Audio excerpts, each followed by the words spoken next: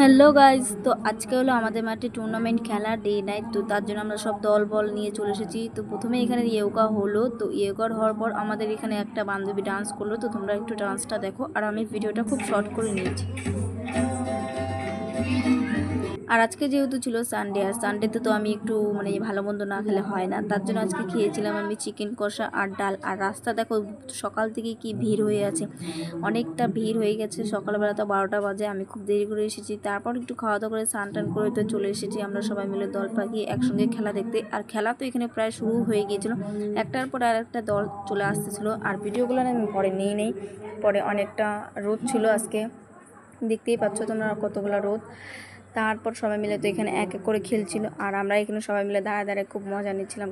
খেলাটা খুব ভালোই লাগতেছিল। আর আমাদের মাঠে যেন সমনগর স্পোর্টিং ক্লাবে সেকেন্ড সেমিসে পৌঁছেছে। এখন ফাইনালে কি হয় সেটা ভিডিও তোমরা দেখতে হলে তোমরা ফুল ভিডিওটা দেখো, সাবস্ক্রাইব করে নেক্সট পার্টে দেবো। এতগুলো ভিডিওটা দেওয়া সম্ভব না।